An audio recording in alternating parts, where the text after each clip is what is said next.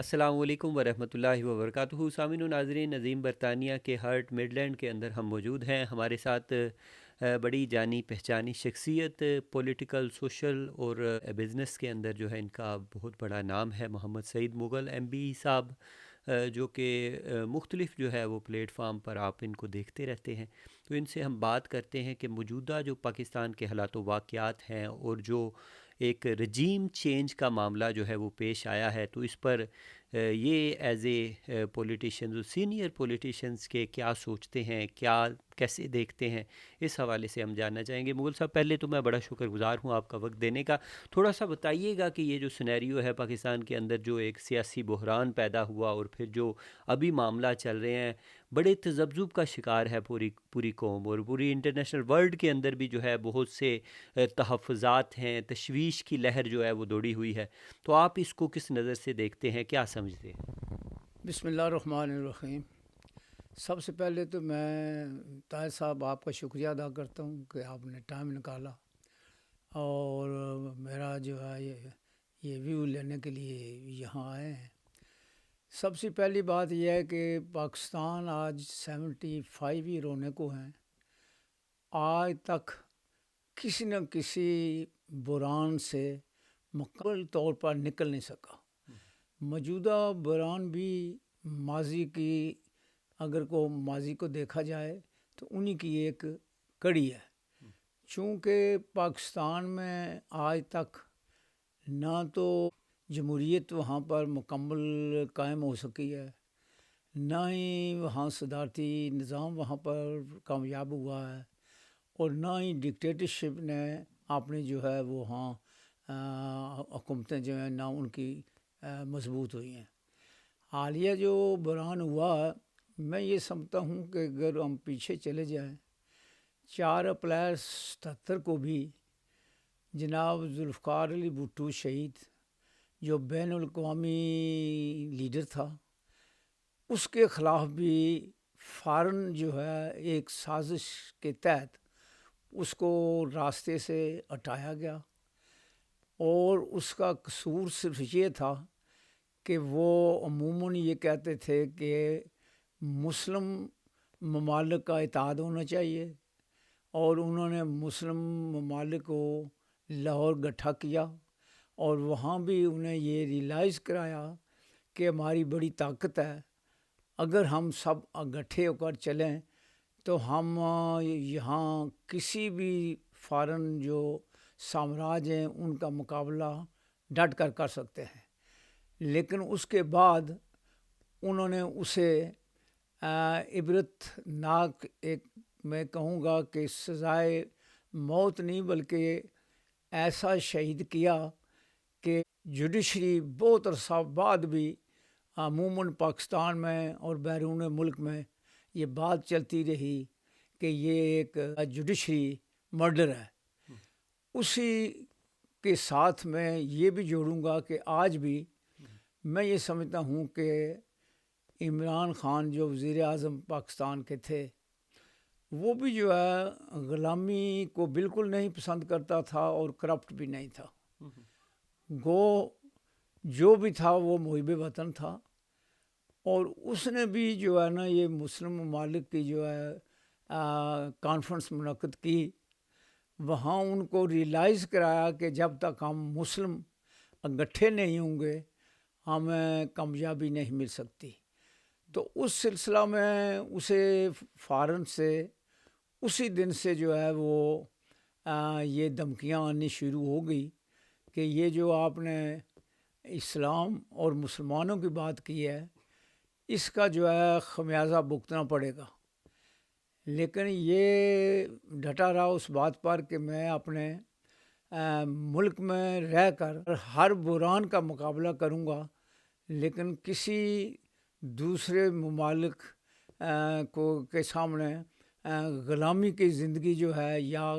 غلامی کے الفاظ جو ہے وہ میں نہیں کہہ سکتا۔ اچھا سید مغل صاحب، 77 کی آپ نے بھٹو کی بات کی، ابھی جو سنیریو تھا یعنی عوام کو، آپ کو پتہ ہے کہ ان بڑے معاملات سے ہٹ کر جو ہے اکانومی جو ہے وہ بڑی بدتر حالت تھی، اور پھر ڈالر کی قیمت کے اندر جو ہے بہت زیادہ جو ہے وہ اضافہ ہوا، غربت،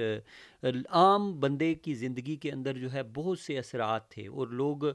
خائف بھی تھے کسی نہ کسی وجہ سے۔ تو آپ کیا سمجھتے ہیں کہ ان چیزوں کو کیوں نہیں وہ سیدھا کر سکے 4 سال کے اندر، جو ہے یہ چیزیں کیوں نہیں کنٹرول کر سکے، تاکہ عوام بھی ان کے ساتھ خوشحال ہوتی تو وہ زیادہ سمپتائز ہو کر جو ہے آج وہ ری ایکشن کرتی؟ طاہر صاحب، سب سے بڑی اس کی وجہ یہ ہے کہ ملک چلانے کے لیے ایک ٹیم کی ضرورت ہوتی ہے۔ اس کے پاس ٹیم نہیں تھی۔ ٹیم وہی تھے جو پرانے سکے تھے، کھوٹے سکے، اور وہ ڈکٹیٹروں کے ساتھ بھی رہے، دوسری پارٹیوں کے ساتھ بھی رہے۔ اس کے پاس میجارٹی نہیں تھی کوئی بھی جو ہے لیجسلیشن کرنے کے لیے، جو اس کو پرابلم تھا۔ اس پرابلم میں یہ 3.5 سال تقریباً اس نے جو نکالے ہیں، اپوزیشن سو کال جو پی ڈی ایم کہلاتی ہے، ان میں سے سب لوگوں نے باری باری حکمرانی کی، اور انہوں نے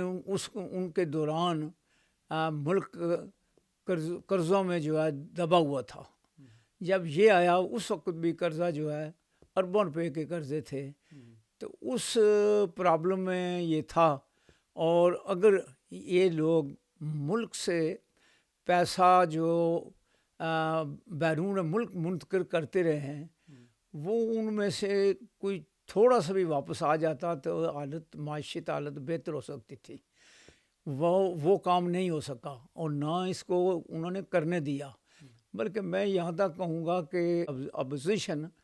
اس نے تو اسے تسلیم ہی نہیں کیا کہ وزیر اعظم ہے ہمارا۔ شروع سے ہی انہوں نے وزیر اعظم نے ایکسیپٹ ہی نہیں کیا۔ آج جو یہ ایک اتحاد بنا ہوا ہے، میں یہ سمجھتا ہوں کہ یہ سارے لوگ جو ہیں وہ بغض مافیا کی وجہ سے گٹھے ہوئے ہیں۔ نہ تو ان کا کوئی نظریات ایک ہے، نہ ان کا کوئی اصول ایک ہے، نہ ان کی پالیسی ایک ہے۔ سبھی لوگ جو ہیں، اور پھر مجھے یاد ہے کہ مولانا فضل الرحمان جو قیام پاکستان کے خلاف تھا، اس کا والد، تو آج تک وہ اس کے پاس اپنی سیٹ نہیں ہے۔ وہ اس غم، اس فکر میں عمران کے شروع سے ہی خلاف تھا، چونکہ یہ پہلا واحد لیڈر تھا جس نے مولانا فضل الرحمان کی سیٹ جو ہے وہ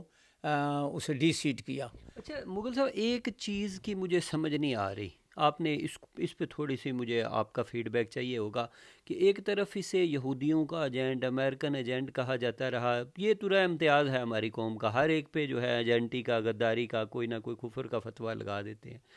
تو اس کے بعد جو ہے پھر اس کی طرف سے یہ بات آنا کہ امریکہ نے مجھے فارغ کیا ہے، دوسری بیرونی رجیم جو ہے وہ انوالو ہے،